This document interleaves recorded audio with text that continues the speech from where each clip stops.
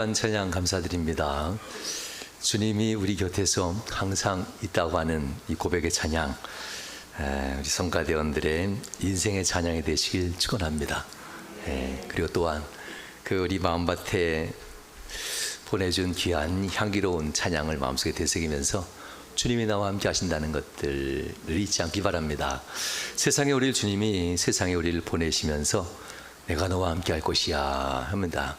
영원히 함께 할 것이다 라고 합니다. 세상에 사는 우리들에게 도구하시면서 볼지어다 하면서 얘기합니다.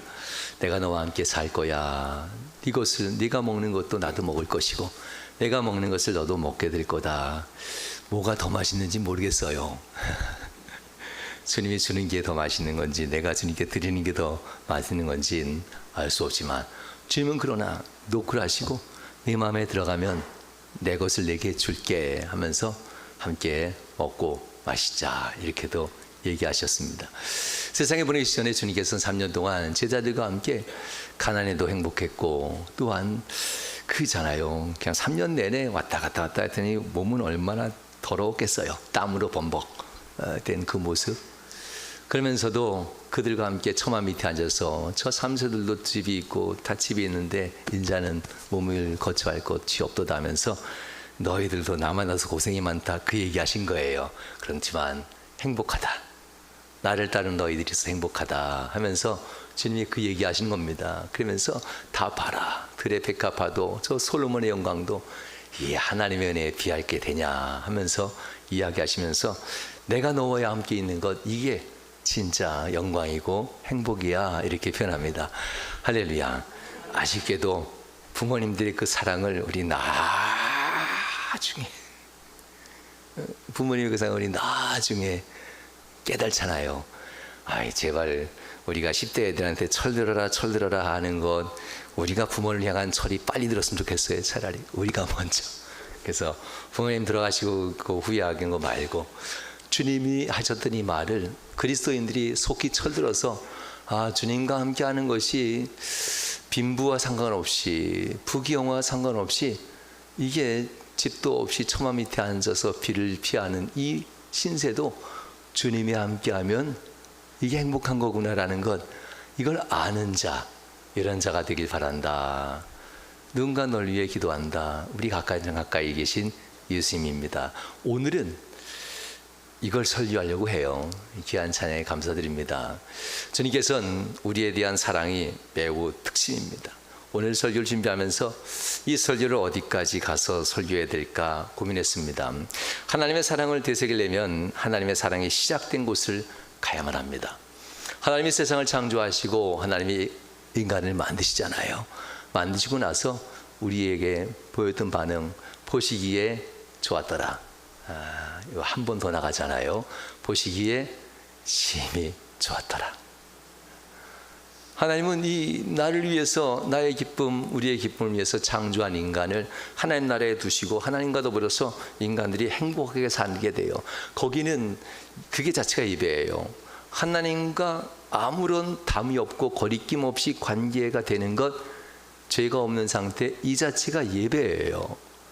우린 이렇게 예배드려야 경건한 마음 회복되지만 하나님 나라에서 아담과 하와는 그 자체가 예배의 삶으로 살아오고 있어요. 그런 것이 곧 너희의 인생이 그렇게 거룩하고 정결하게 사는 너희가 곧 나를 찬양하는 거야 이렇게 시편에서도 표현하잖아요. 아담과 하와가 바로 그런 동산에서 살게 됩니다. 그런 동산에서 살면서 아담과 하와가 하나님과 더불어 행복하고 기쁘죠. 하나님이 기쁜데 아담과 하와가 안 기쁠 수 있겠어요? 우리 부모님 생각해봐요. 부모님이 뭐 지방간 상관없어. 나가서 너무나도 좋은 일 있으면요 집에 들어오면 다 용서가 돼. 너무나도 좋은 일 바깥에 있으면 들어오면 그냥 다 왜냐하면 품을 수 있으니까 다 품을 수 있잖아요. 그래. 하나님 나라에서도 하나님은 그 자체가 바로 예배가 되고 살아가고 있었습니다. 그런데 우리가 알잖아요. 2장에서 창세기 2장에서 아담과 하와가 선악과를 따먹는 순간 불순종을 따먹는 거예요. 하나님 말씀을 거역하는 것을 따먹는 거예요. 하나님 말씀을 거역하는 이 선악과를 따먹는 이 행동을 하는 순간 괜찮을 줄 알았겠지요. 그렇지만 그들은 괜찮지 않았습니다. 하나님께서 왜 따먹었니 질문하지 않았어요. 하나님의 질문은 의외로 다른 곳에 있어요. 누가 너를 죄짓게 했더냐? 이렇게 합니다. 누가 너에게 그 부끄러움을 알게 했더냐? 누가 너에게 그 수치심을 알게 했더냐? 하나님의 질문이에요. 유일한 질문. 아담아 아담아 아담 하면서 제가 벗었으므로 부끄러워서 숨었나이다 라고 할 때 누가 내게 그걸 알려줬더냐?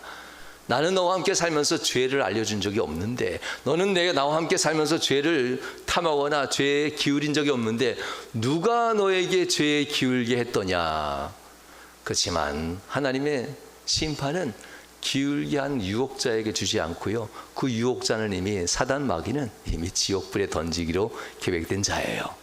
사단 마귀는 그에게 심판은 이미 정해졌는데, 유혹자를 얘기하면서도 결국의 심판은 선택자, 선택한 자가 심판받는 거예요.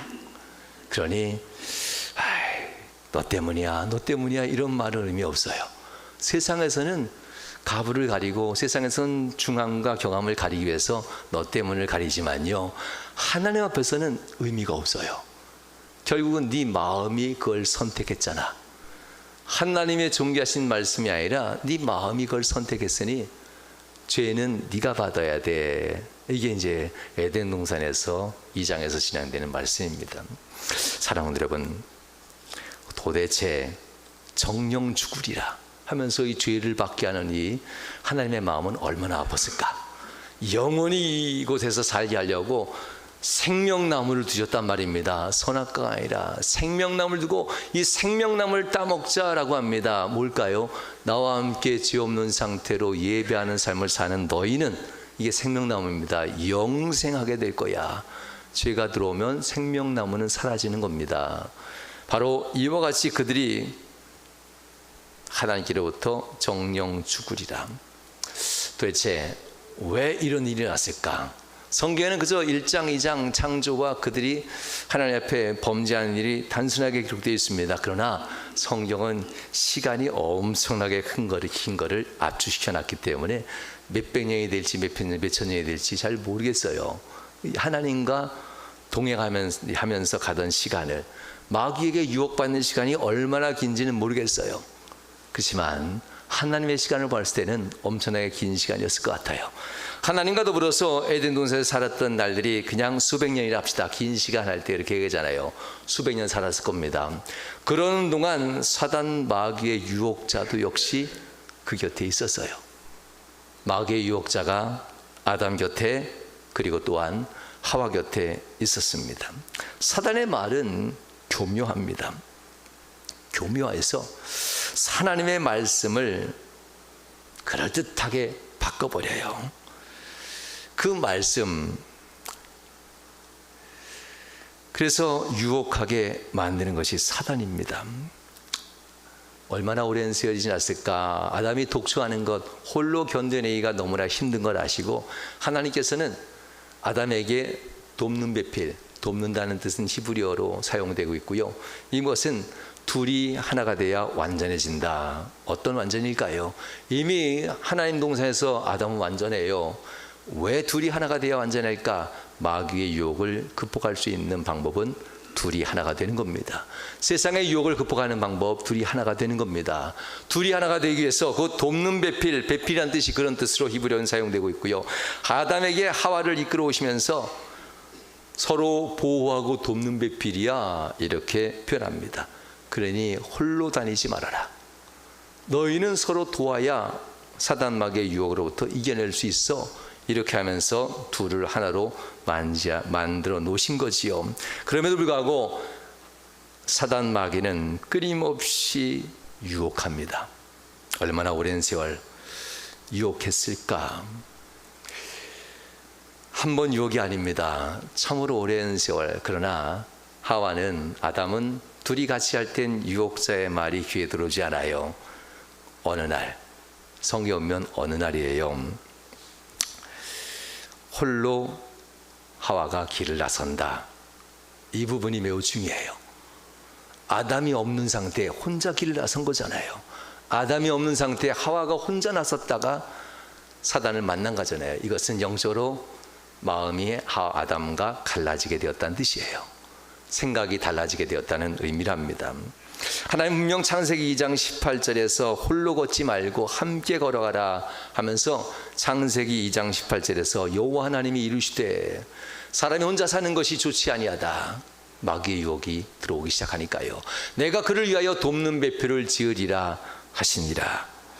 서로를 돕는 이로써 둘은 완전한 믿음의 삶, 서로를 위한 완전한 믿음의 삶을 지켜갈 수 있는 유일한 방법은 아담은 하와와 함께 뜻이 같아야 되고 하와는 아담과 더불어 뜻이 같아야 돼요. 믿음의 길과 믿음의 뜻이 같아야만 된다는 겁니다. 여러분, 남편이 믿습니까? 아내가 믿습니까? 그러나 믿음으로 사랑할 수 있습니까?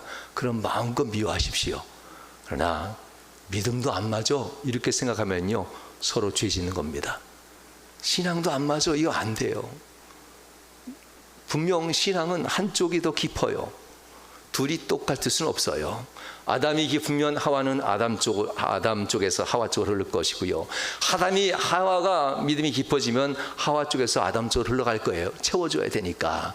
누구 하나가 늘 한결같이 더 강하진 않아요. 그러나 바로 여러분들도 마찬가지입니다. 마귀의 유혹이 들어오지 않기 위해서는, 여러분 가정에 들어오지 않기 위해서는 둘 중에 하나가 분명 더 깊을 겁니다. 깊은 쪽이 품어줄 수 있다면 마음껏 미워하세요. 왜냐하면 진심이 아니니까. 마음속 깊이 그를 믿음으로 품고 있다면 마음껏 미워하세요. 상대방도 알아요. 목회 40년 가까이 했는데요, 어느덧 시간 참 빨리 가네요.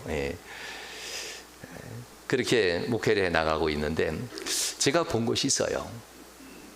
아내이든 남편이든 못된 남편 못된 아내가 결국은 인정하는 게 하나 있어요. 기도. 당신 기도 때문에 우리 집안이 살았어. 마지막엔 이걸 인정해요. 당신이 목숨 걸고 드리는 그 예배, 내가 그렇게 핍박했는데, 내가 그렇게 바가지 긁고 못 살겠는데 당신이 그 생명 걸었던 그 예배 가서 기도했던 것, 그것 때문에 우리 가정이 살았어. 좀 일찍 좀 얘기해야지. 보통 한 30년쯤 지나야 얘기하더라고요. 30년쯤 되고 힘도 빠지고 쓰러지면 그때 얘기하시더라고요. 제가 수없이 많은 가정을 목격했습니다. 여러분들 싸워 이기려 하지 마시고요, 영적으로 기도해서 인정받는 자가 돼야 돼요. 바가지 그리고 아무리 남편이 위험을 부려도 힘으로써 지배하려고 하지 마시고 예배와 기도로서 영적으로 품을 수만 있다면 반드시 그 가정은 갈라지잖아요. 힘으로써 서로 지배하려고 하면 뜻이 갈라지기 때문에 하와가 결국 돕는 배필을 떠나 나도 혼자 할 수 있어 하면서 길을 나서게 되는 겁니다. 서로를 돕는 이로써 둘은 하나가 될 때 완전하게 지켜줄 수 있었는데 불구하고 하와는 홀로 나섭니다. 아담에게 도대체 무슨 일이 있었는지, 하와에게 도대체 무슨 일이 있었는지 성경은 얘기하지 않지만 중요한 것은 아담이 아니라 하와를 유혹했다는 겁니다. 아담의 자리는 예배하는 자리였어요. 아담이 있던 자리, 그 집은 하나님이 지어준 곳이었고 하나님이 머문 장막이었습니다. 그 자리는 하나님이 예배를 받으셨고 그 자리는 하나님이 기도를 받았던 자리입니다. 어떤 이유에서인지 아담은 그 자리를 지켰고 하와는 그 자리를 떠나는 순간 마귀는 기회를 놓치지 않습니다. 창세기 3장 1절 앞부분에 이렇게 마귀를 표현하죠. 하나님이 이렇게 표현해요. 그런데 뱀은 여호와 하나님이 지으신 들짐승 중에 가장 간교하니라. 그대로 떼어나봐요. 이 말씀 가장 간교하니라. 간교하다고 표현해요. 하나님을 예배하며 하나님께 함께하는 곳에서 홀로 있는 아담은 간교함을 간파하면서 사단 마귀의 말을 따르잖아요. 그렇지만 예배 자리를 벗어나고 기도의 자리를 벗어나고 이것을 경히 여기는 이런 사람들은 결국 마귀의 간교함을 간파하지 못한 채 그와 말을 섞기 시작해요. 아담은 단 한 번도 말을 섞은 적 없어요. 그렇지만 하와는 이제 말을 섞기 시작해요. 언제든지 믿음 생활 다시 시작할 수 있다고 생각하죠. 세상과 섞이면서도 나는 예수 믿었던 사람이야, 나는 은혜 받았던 사람이야 하면서 자신의 믿음을 너무나 과신합니다. 그러나 간교한 마귀라고 표현합니다. 말씀 계속 띄워주죠. 네, 간교한 마귀라고 합니다. 가장 간교하더라. 세상의 유혹자 중에 가장 유혹이 가장 강한 자 마귀입니다. 이 마귀가 이 여인을 유혹하는 장면입니다.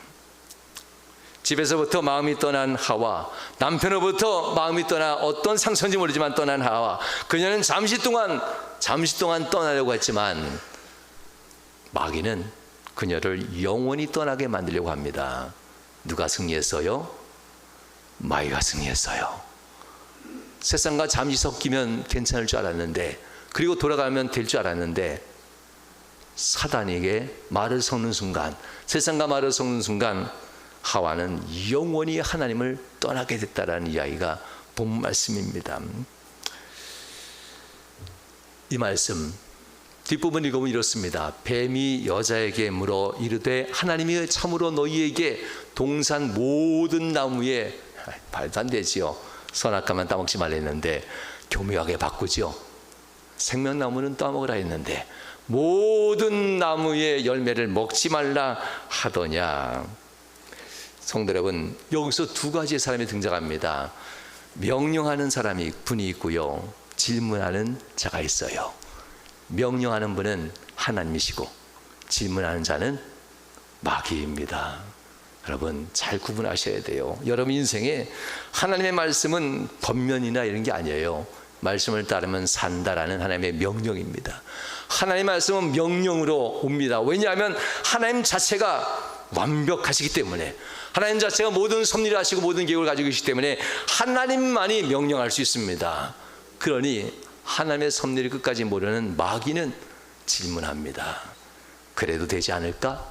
그럼 어때? 그래도 되지 않을까? 남들도 다 그렇게 하는데, 그렇게 신앙생활해도 괜찮은데 뭐 어때 하면서 질문을 통해서 유혹은 시작됩니다. 부추김입니다. 여러분 인생에 부추김을 당할 때 아담은 아니야, 하나님의 은혜야 하면서 예배와 기도의 자리에 엎드립니다. 그러나 하와는, 그 자리를 떠난 하와는 부추김에 농락당해요. 부추김에 농락당하고 그만 하와는 교만한 마음이 품게 된다는 겁니다. 왜냐하면 내가 질문을 받았으니까 내가 뭐 해줄 수 있는 자예요? 답을 주는 자예요. 답을 주는 자는 오직 하나님만이어야만 합니다. 오직 하나님만이 답을 주는 자가 되어야지, 내가 질문받았다고 내가 답을 주는 순간 교만한 자가 돼요. 하와는 그렇게 넘어지기 시작합니다. 사단은 충동질합니다. 순간 불같이 충동이 일어나게 되고, 순간 불같이 충동이 일어나는 그 순간 범죄하게 됩니다.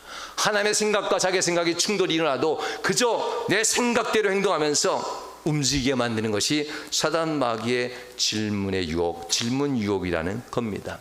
사랑하는 여러분, 자신이 생각하고 결정한 대로가 아니라 하나님이 명령한 대로, 내 생각대로, 내가 원하는 대로, 내가 결정한 대로가 아니라 하나님이 말씀하신 대로 내 인생이 진행되고 있는가를 돌아보셔야만 합니다. 그렇지만 하와는 넘어졌어요. 그리고 자기 생각대로 마귀의 유혹을 받고 선악과를 따먹습니다. 얼마나 지났을까요? 아담에게 결국 금지된 것을 행해놓고 모든 걸 감추면서 아닌 척 살아요. 회개하면 얼마나 좋을까요? 바로 그 다음날 진행된 게 아니에요. 아닌 척 살다가 아담이 내 말을 들을 때, 가장 기분 좋을 때 아담에게 얘기하는 거예요. 하나님이 정말 선악과를 따먹지 말라 그랬을까? 유혹하는 거예요. 누구한테 배웠습니까? 유혹자가 들어오는 순간 그도 역시 유혹하는 자가 돼요. 하와가 아담을 유혹하고 아담은 갈등합니다. 고민이 됩니다. 이 아내와 더불어 이 행복한 이 모습 너무나도 행복한데, 아내가 이렇게 기뻐하는데 아내의 말을 내가 거절해야 되나? 말씀을 따라 믿음을 지키는 것과 생활의 평안을 위해서, 가정의 평안을 위해서 그들의 잘못된 신앙을 묵과하는 것과 무엇을 선택할 것인가? 아담은 정말 고민 많이 했을 거예요. 그렇지만 아담은 잠시 잠깐 가정의 평안을 위해서 그들의 잘못된 신앙을 묵인하고 묵과하기로 결정해요. 왜냐하면 나도 언젠가 믿음 생활할 수 있다고 생각하니까. 사랑하는 여러분, 그렇게 아담은 하와의 말을 들어주고 죄의 유혹으로 빠져갑니다. 그토록 바라던 가정의 평안은, 그리고 믿음의 은혜는 둘 다 잃어버리게 돼요. 성도 여러분, 아담과 하와의 가정을 가만히 들여다보면서 그들은 뜨거웠던 신앙 열정이 왜 차디찬 냉정의 신앙으로 바뀌었을까?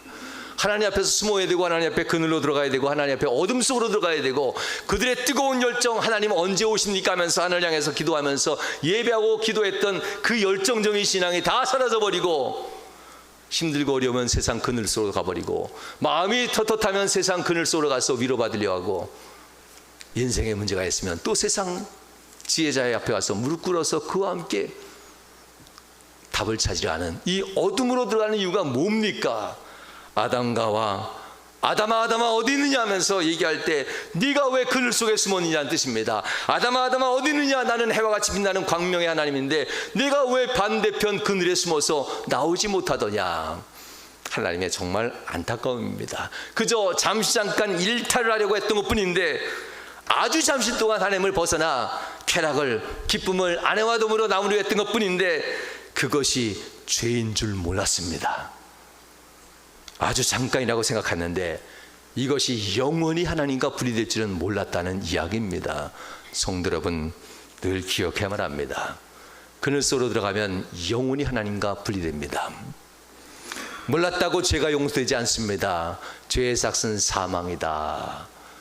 누군가 유혹했다고 해서 내 선택이 사라지는 건 아니야. 누군가가 너를 미혹했다고 해서 말씀 앞에 순종할 것이 불순종할 것이 네 마음의 선택은 네가 한 것이다. 유혹자가 아닌 죄는 내가 선택한 거야. 죄의 결과는 네가 받아야 된다 하면서 주님은 그 받을 죄를 창세기 3장 16절 17절에서 말하고 이렇게 얘기합니다.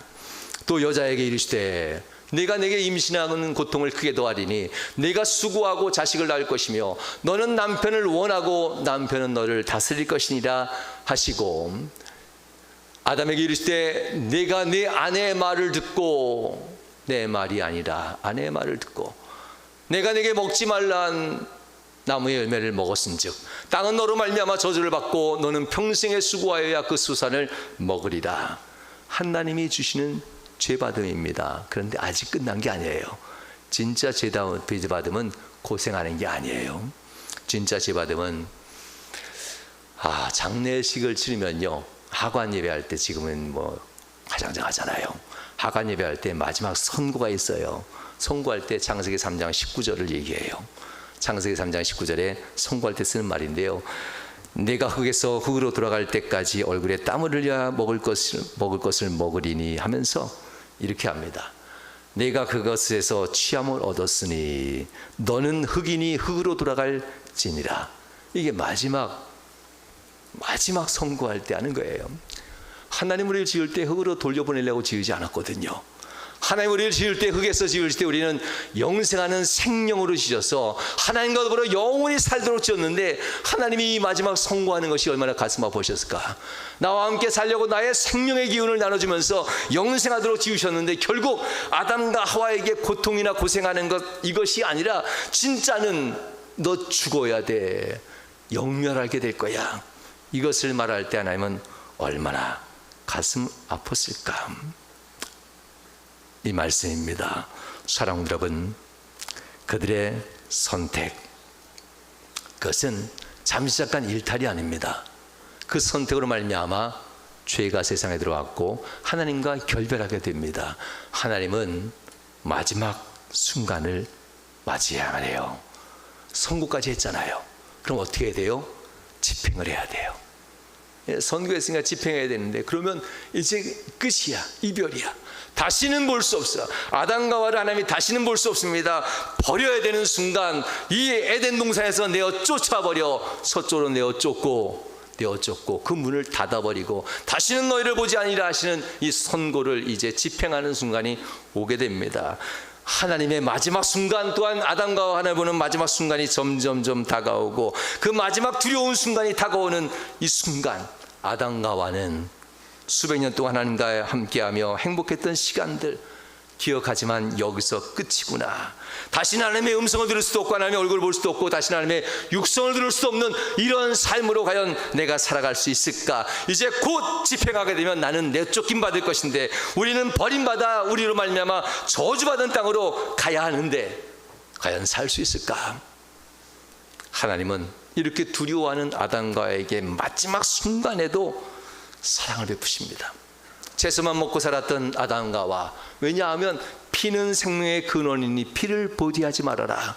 그러니 동물을 잡아먹을 수가 없어요. 채소만 먹고 살아라. 그래도 넌 건강할 거야. 그렇지만 하나님께서는 채소만 먹고 살던 아담과 하와를 부르시고 마지막 집행하기 전에 부르시고 그의 전사 사자들을 보내서 어린 양 2마리를 잡아오게 합니다. 그리고 그 앞에서 어린 양을 죽여 그 옷을 가죽을 벗겨 아담과 하와에게 피가 흐르는 가죽 옷을 입혀줍니다. 이게 너를 살려줄 거다. 이 효과가 너를 살려줄 거야. 너희는 내게 예배할 때 살기 위해서 어린 양을 각을 떠서 내게 제사해야 한다. 하나님은 그렇게 아담과 하와에게 잠시 잠깐 살 수 있는 힘을 예배를 통해서 줍니다. 이것이 예배야. 양을 잡고 피를 흘려야 네가 살아야 한 생명이 너를 위해 죽어가야 너는 살아난다 하면서 그를 세상에 내보내십니다. 아담과 하와 앞에서 죽어 피를 흘리고 있는 어린 양을 보면서 내 죄가가 얼마나 큰지 수백 년 동안 한 번도 보지 못했던 생명이 죽어가는 모습을 아담과 하와가 보면서 얼마나 가슴 아파했는지 내 죄가가 이렇게 큰 것을 내가 그동안 몰랐다는 것을 다시 한번 기억하면서 아담과 하와는 자신의 생명을 지키기 위해서 예배에 목숨을 겁니다. 자신의 아들 가인과 아벨의 삶을 지켜주기 위해서 그들에게 예배를 가르칩니다. 예배가 너를 살리고 예배가 그 생명을 지속할 수 있는 유일한 방편이야. 예배가 드려져야 너의 기도가 올라가는 거야. 예배가 온전해야 너의 기도가 하나님께 향연, 아름다운 향이라는 연기가 돼서 올라가는 거야. 가르치고 또 가르칩니다. 결코 한 사람의 생명을 위해 다른 생명을 죽인 일이 없었던 에덴 동산이지만 이제 세상에서는 네가 살기 위해서는 한 영혼이 너를 위해서 대신 죽어야만 해. 한 생명이 사라져야만 해. 하나님의 은혜를 이제서야 깨닫습니다. 창세기 3장 21절 바로 이 부분입니다. 여호와 하나님이 아담과 그의 아내를 위하여 가죽옷을 지어 입히시니라. 양들은 너의 죄를 가리고 너의 부끄러움을 가린다. 예배가 바로 너의 삶에 죄의 삭슬을 잠시 가려주는 은혜의 통로니라. 성도 여러분, 이게 멈춰지면 그는 심판에 해당한 자가 됩니다. 예배가 멈춰지고 기도가 드려지지 아니하면, 예배가 하나님 앞에 진실한 예배가 되지 아니하면 그 가죽옷은 말라 비틀어져 부서지고 말 겁니다. 예배를 통해서 항상 새로운 힘의 능력을 받아야만 합니다. 창세기 3장 23절과 24절 말씀, 하나님이 드디어 집행하는 장면이 나옵니다. 이렇게 나오죠. 여호와 하나님이 이르시되 보라, 이 사람이 선악을 아는 일에 우리 중 하나같이 되었으니 그가, 말씀 띄워주죠. 창세기 23장 3장 23절과 24절 말씀, 그가 그의 손을 들어 생명나무 열매도 따먹고 영생할까 하노라 하시고, 여호와 하나님이 에덴 동산에서 그를 내보내어 그의 근원이 된 땅을 갈게 하시니라. 이같이 하나님이 그 사람을 쫓아내시고 에덴 동산 동쪽에 그룹들과 두루 도는 불칼을 두어 생명나무에 길을 지키게 하시니라. 사랑하는 여러분, 그렇게 아담과 하와는 쫓겨납니다. 하나님의 집행은 시작됐습니다. 그러나 한 가지, 하나님이 두려움을 극복하고 살아갈 수 있는 방법, 예배라고 가르쳐줬잖아요.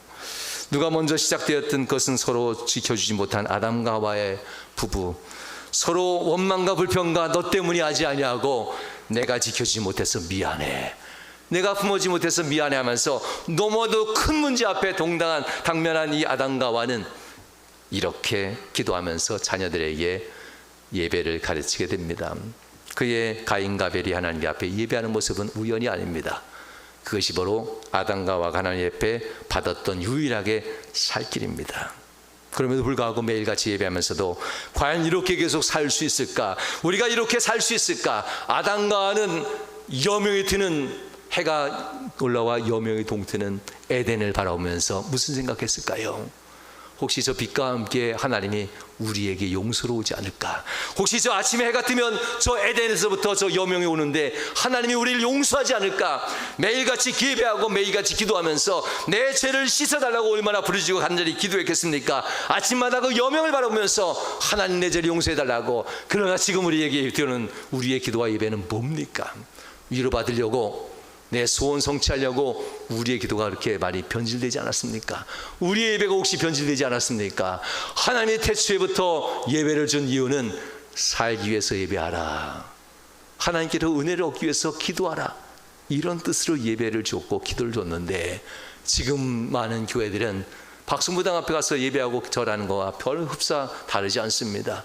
위로받으려고 하고 소망을 얻으려고 하고 삶의 기도의 응답을 받으려 하는 것뿐, 하나님이 내 죄를 용서해 줌에 대한 그 은혜를 구하고, 하나님 없으면 죽습니다, 내 자녀들에게 그런 예배가 흘러가야 되는데, 소원 성취하고 내게 복을 주는 일만 자녀들이 바라본다면 그 자녀들이 과연 하나님 앞에 엎드리겠습니까?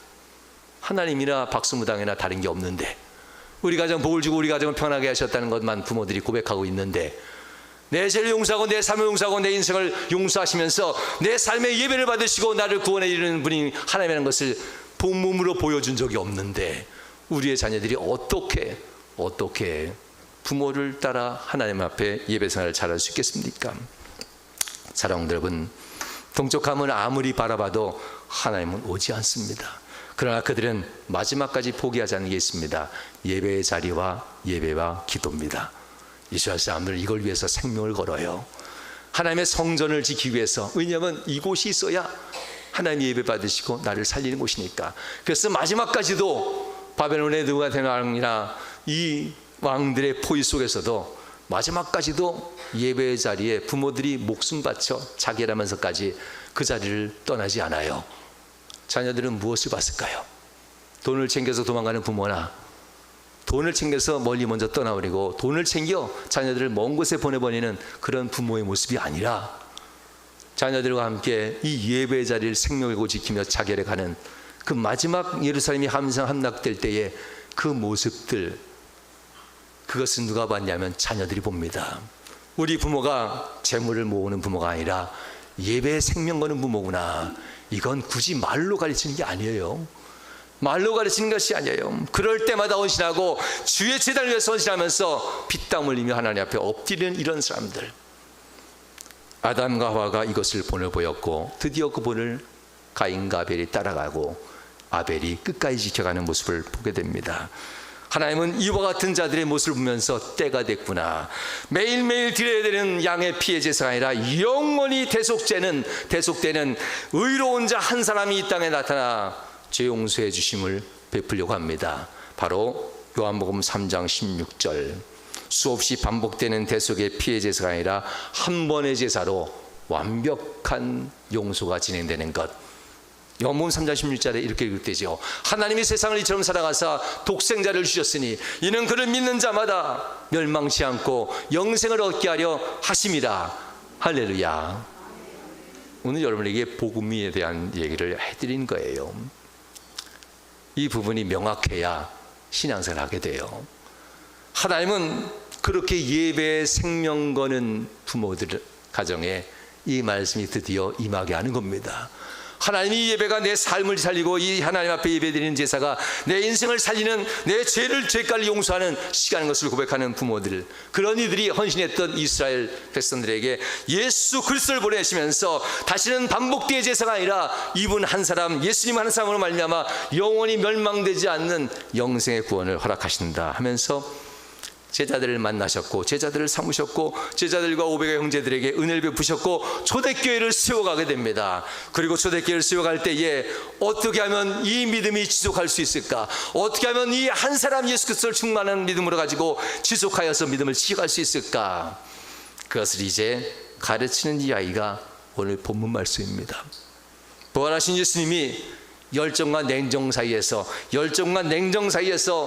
갈등하는 신앙생활, 이것을 어떻게 하면 뜨거운 열정의 위치에 소개할까? 주님과 함께 있을 때는 뜨겁게 타오르다가 고난과 어려움과 고통이 오고 주님이 자리에 없으시니 냉정한 제자들이 되어서 주님을 배신하고 그 자리를 떠나 자신의 생업의 자리로 돌아가 버리는 제자들을 찾아가는 이 아이가 오늘 본문 말씀입니다. 갈릴리 바로 돌아와 내 생업대로 살려고 하지만 이 제자들은 먹을 것이 없었어요.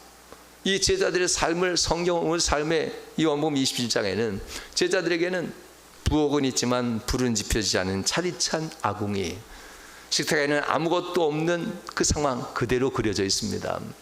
뭘까요? 영적으로 그들은 불을 잃어버리고 영적인 말씀을 잃어버리고 세상으로 나갔다는 것을 의미합니다. 주님은 꺼져버린 인생에 불을 지피듯 제자들의 인생에 불을 지피기 시작합니다. 꺼져버린 인생에, 모든 걸 잃어버린 인생에, 배고픈 인생의 말씀이 기갈로 말미암아 넘어진 인생에 밥을 짓기 시작합니다. 그래서 예수님의 식탁이 있어요. 그 자리에도 교회가 세워졌고 그 자리에서 수익권 교회, 예수님이 제자들에게 명령하는 장면이 또한 나옵니다. 여러분, 가만히 인생을 한번 살펴보십시오. 여러분 인생의 주방도 혹시 불이 꺼진 건 아닙니까? 믿음의 주방도 활활 타오르던 신앙, 말씀 안 하면 충분했던 신앙이 꺼져버린 건 아닙니까? 무엇 때문에 무엇이 있어야 우린 계속 핑계와 변명을 찾아가는 것은 아닌지 돌아보셔야 합니다. 주저하시면 안 됩니다. 우리 스스로 한번 돌아보십시다. 인생의 주님이 찾아오시면 피로로 가득한 삶으로 불이 꺼져버린 주방과 먹을 것이 없는 식탁, 불을 지피시고 먹을 것을 준비하시기 위해서 주님은 그들을 찾아오셨고 그리고 그들을 부르십니다. 주님은 냉정해서 열정으로 식어버린 신앙에서 뜨겁게 타오르는 신앙으로 바꾸기 위해서 주님이 반드시 필요합니다. 세상의 어떤 기교나 어떤 능력이나 세상의 어떤 많은 도구들이 아니라 오직 예수님 한 분이면 충분합니다. 다른 이가 아니라 바로 다른 이가 아니라 나 자신이 주님과 더불어 뜨겁게 타올라야만 합니다. 주님은 그렇게 한 사람에게 질문합니다. 내가 나를 사랑하느냐? 15절. 내가 나를 사랑하느냐? 16절. 내가 나를 사랑하느냐? 17절. 3번 반복합니다. 어떻게 사랑하는지보다 더 중요한 것이 있습니다. 네가 나를 정말 사랑하느냐? 이 질문의 진정한 의미는 뭘까요? 사랑의 열정이 있느냐는 뜻입니다. 사랑의 열정은 감정적인 것이 아니라 사랑의 열정은 깨닫는 것에 있었습니다. 베드로가 정말 깨닫기만 한다면은, 나를 부인하고 나를 배신하고 도망쳤던 베드로가 아니라 깨닫기만 한다면은 그의 젊은 시절이 아니라 지금부터 그의 인생은 어떻게 바뀔지 내가 가르쳐 주마라고 합니다. 요한복음 2장 21장 18절 주님께서는 베드로에게 이렇게 얘기합니다. 내가 진실로 내게 이르노니. 요한복음 21장 18절. 내가 젊어서는 스스로 띠뛰고 원하는 곳으로 다녔거니와 늙어서는 팔을 벌리리니 남이 내게 띠뛰고 원하지 아니하는 곳으로 데려가리라. 할렐루야. 말씀 안 띄웁니까? 네. 성도 여러분, 젊었을 때 삶은 아궁이 상관없어요. 육체가 뜨거우니까. 그때는 말씀도 상관없어요. 만날 친구도 많으니까. 현우가 나한테 너무나 반가웠어요. 왜냐하면 이 주말이 얼마나 귀한 시간이에요. 예? 우리 아들들도 그렇고, 여러분 청년, 여러분 아들도 딸들도 직장생활 하다가 주말인데 놀러 가기 바쁘잖아요. 일주일 동안 일했는데 주말에 내가 놀러 가야지, 쉬어야지. 여러분 아들, 딸 그렇게 하지 않아요? 정말 축복하고 싶어요. 귀하고 귀한 시간인데 쉬고 싶고 편하게 예배드리고 거기서 쉬면 돼요. 그리고 어디 친구들 만나러 가도 돼요. 와서 봉사하는 모습들, 누구를 사랑하기 때문일까요? 예수님을 알기 때문에 그래요. 성도 여러분, 베드로의 젊은 시간은 그랬지만 너는 나를 알게 된다면 이후부터는 그렇게 안 살 거야. 나를 위해서 사는 자가 될 거다라는 이야기입니다.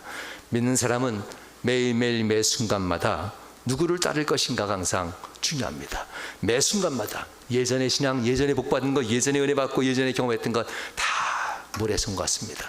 지금 나는 누구를 바라볼 것인가? 지금 내 앞에 누가 있느냐? 주님께서는 베드로에게 얘기합니다. 나를 사랑하느냐? 나를 사랑하느냐? 나를 사랑하느냐? 3번 간절히 기도하지만 너 진심이 안 느껴져. 그러면서 이렇게 합니다. 너가 나를 사랑한다면 너는 나를 따르라. 베드로야, 너는 나를 따르라. 요한복음 21장 19절 말씀입니다. 이 말씀을 하시면 베드로가 어떠한 죽음으로 하나님께 영광 돌릴 것을 가르치십니다. 그러나 이것보다 더 중요한 것은 이 말씀을 하시고 베드로에게 이르시되 나를 따르라 라고 이야기합니다. 성도 여러분, 나를 따르라는 이야기는요 이미 오래전부터 했던 얘기예요. 그렇지만 베드로는 주님 앞에 주저합니다. 나를 따르라 했으면 주님을 따라가면 되잖아요. 네? 움직이시는데. 그런데 이때 지체 없이 다른 제자 하나가 달려갑니다. 우리가 잘 아는 제자예요. 요한. 아니 저 녀석이 지금 내가 주님과 대화하고 있는데 네가 뭔데 껴들어. 지금 내가 일하고 있는데 네가 뭔데 나서. 지금 내가 뭐 하고 있는데 네가 뭔데 자꾸 나서고 그래. 이런 거예요. 주님을 독식하고 있어요, 베드로가. 그렇지만 요한은 압니다. 주님이 나를 따르라는 말이 무엇인지, 주님을 정말 사랑하는 것이 무엇인지 압니다. 요한복음 21장 20절 베드로의 마음과 요한의 모습이 나옵니다. 베드로가 돌이켜 예수께 사랑하시는 그 제자가 따르는 것을 봤다고 합니다. 그는 만찬석에서 예수의 품에 의지하여 주님을 파는 자가 누구니까 묻던 자더라. 요한을 얘기합니다. 나를 따르라는 말에 주저주저하던 베드로와 다르게 나를 따르라는 말에 당장 달려가 주님을 따라가는 이 요한은 뭐가 차이가 있을까요? 깨달은 자와 깨달지 못한 자입니다. 하나님의 사랑을 아는 자와 알지 못하는 자, 즉시 순종하는 자와 주저주저하는 자의 차이는 주님을 사랑하는 자와 사랑하지 않는 자의 차이입니다. 3년 전부터 주님께서 분명히 얘기합니다. 마태복음 16장 24절 이에 예수께서 제자들에게 이르시되 누구든지 나를 따라오려거든 자기를 부인하고 자기 십자가를 지고 나를 따를 것이니라. 할렐루야. 다음부터 말씀 주면요 정확하게 나오길 바랍니다. 네. 여러분들 기억하십시오. 3년 전부터 주님께서는 나를 따르라 하시면서 할 조건이 있어요. 네 생각대로 하지 마. 네 뜻대로 하지 마. 너 자신의 생각을, 너의 인생을 부인하고 내가 말하는 명령이 너 인생의 가장 완벽한 답이야. 얘기하셨습니다. 그리고 나서 이걸 깨달으면 나를 따르라. 아담과 하와는 그걸 깨달았어요. 그럼에도 불구하고 유혹받잖아요. 그럼에도 불구하고 아담과 하와는 이걸 알면서도, 하나님 말씀이 생명이라는 걸 알면서도 그럼에도 불구하고 넘어지잖아요. 이 순간 요한은 냉정해서 열정으로 불타오르고 있었어요. 이미 얘기할 때 네가 나를 사랑하느냐, 네가 나를 사랑하느냐, 네가 나를 사랑하느냐, 베드로가 얘기했지만 제자들에게 얘기하는 겁니다. 이 순간 요한은 뜨겁게 타오르고 있었습니다. 말씀을 알아들었다는 겁니다. 하나님을 사랑한 것이 무엇인지 알아듣고 깨달아 달려갔다는 것을 의미합니다. 성도 여러분, 핑계와 말돌림이 신앙생활에 종종 나타나요. 즉시 순종해야 되는데 핑계와 말돌림. 베드로는 겸연쩍은 이 상황을 어떻게 돌릴까, 나도 믿음 있는 사람인데 하면서 어떻게 돌릴까 하면서 핑계와 말돌림을 사용하는데요. 오늘 본문 요한복음 21장 21절과 21절에 베드로의 태도가 참 안타까워요. 이렇게 하죠. 이에 베드로가 그를 보고 예수께 여짜오되 주님, 이 사람은 어떻게 되게 나사옵나이까? 나는 이렇게 남들이 내 팔을 띠띠우고 죽음에 데려간다는데 이 사람은 어떻게 되겠사옵나이까? 그를 보고, 요한이 달려가는 걸 보고, 아니 저 녀석이 나랑 지금 주님은 얘기하고 있는데 지가 뭔데 이 사이에 끼어들어. 내가 지금 일하고 있는데 네가 뭔데 참견이야. 이런 겁니다.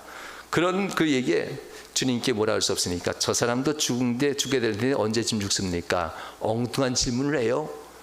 주님이 답을 줍니다. 엉뚱한 데 신경 쓰지 말고 나에게 헌신하는 자는 다 나의 사람이야. 나에게 힘쓰고 애쓰는 사람은 다 나의 사람이야. 그가 내게 오든 말든 너는 신경 쓰지 말아라. 그가 내게 얼마나 그를 오랫동안 머물게 할지, 얼마나 오래 살게 할지는 네 신경 쓰지 마. 그건 내가 할 거야. 너는 오직 한 가지만 신경 써라. 내게 무슨 상관이냐? 신경 쓰지 말아라. 네가 정말 나를 사랑한다는 걸 깨닫는다면 너는 나를 따르라. 다시 한번 베드로에게 얘기합니다. 22절 말씀이죠. 너는 나를 따르라. 말씀 마치겠습니다. 아담과 하와에게도 하나님은 똑같은 말씀합니다. 나를 따르라. 만날 때마다 그들이 유혹받지 않게 해서 너희가 하나가 되어야 되고 나를 따르라. 지금 우리에게도 말씀합니다. 너희가 나를 따르기 위해서는 주님과 하나가 되고 나를 따르라. 주님 없는 세상에 그 눈을 잡고 하지 말고 매 순간마다 주의 말씀을 순종하고 주님 말씀이신 예수님의 은혜를 마음속에 되새기면서 나를 따르라. 내가 또 너를 버리지 않게. 이런 얘기입니다. 아담과 하와를 세상에 보내신 하나님, 그 생명을 대신하여 생명옷을 지어 입히시고 그의 생명을 지속하게 하시려고 애쓰셨던 하나님, 이제 세상에 예배와 기도 가운데 만나시면서 세상에 다시는 그 예배 없이도, 그 제사 없이도, 그런 삶 없이도 예수 그리스도 한 분이면 충분하게 구원받게 하셨던 하나님, 이제 예수님께서는 내가 너와 함께 할 것이다. 그리고 세상 한가운데서 복음을 증거할 때 힘들고 어렵겠지만 내가 너와 함께 해야 넌 승리할 수 있어 하면서 함께 가자라고 얘기합니다. 우리가 살아가는 세상에 오직 하나님은 여러분의 예배와 기도에 뜨거운 신앙, 뜨겁게 주님과 함께 순종하고 뜨겁게 주님과 함께 믿음의 길을 나서는 길을 주님은 지금도 바라십니다. 세상의 유혹에 빠지지 않고 주님과 함께 영생으로 들어갈 수 있는 그런 길을 원하십니다. 나의 모든 생각과 계획을 부인하고 오직 하나님께 내 인생을 맡기고 하나님의 계획은 완전하심을 믿고, 아담과 하와가 그랬듯이, 베드로와 그의 믿음의 형제들이 그랬듯이 주님과 함께 예배에 생명 걸고 기도에 전심을 다하여 주님과 함께 동행하고 승리하는 복된 성도들이 다 되시길 주의 이름으로 축원합니다. 이 시간 하나님 앞에 우리 기도합시다.